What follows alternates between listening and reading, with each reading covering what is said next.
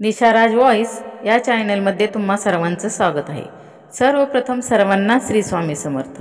स्वामी समर्थ महाराजांच्या कृपेमुळे तुमच्या सगळ्या चांगल्या इच्छा पूर्ण हो अशी स्वामीचरणी प्रार्थना करते आणि आजच्या व्हिडिओला सुरुवात करते।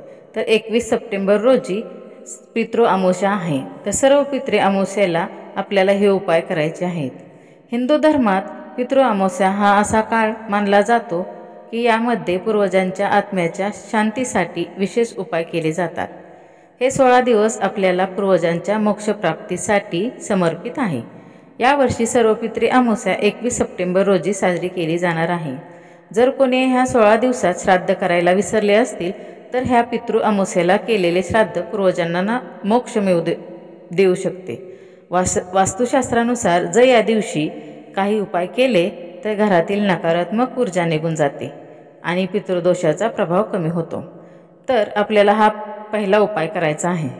आपल्याला अमावस्येच्या दिवशी मुख्य दारावर 4 मुखी तुपाचा दिवा लावायचा आहे।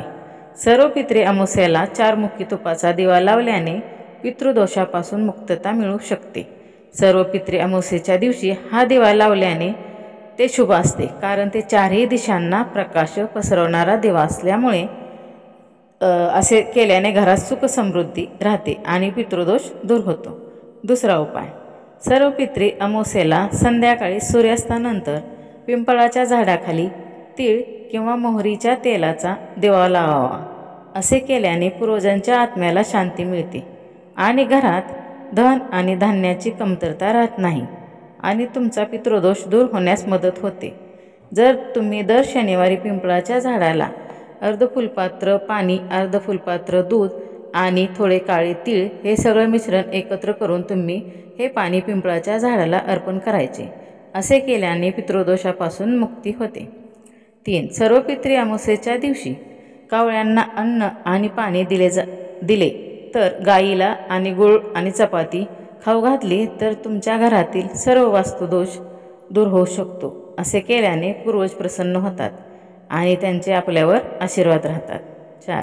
सर्व पितृ अमावस्येच्या दिवशी दुसऱ्या दिवशी शारदीय नवरात्र सुरू होते, म्हणून तुम्ही घराच्या ईशान्य कोपरा स्वच्छ केला तर तुमच्या घरातील वास्तुदोष दूर होऊ शकतात। असे केल्याने पूर्वजही या उपायाने प्रसन्न होतात आणि घरात सुख समृद्धी नांदते।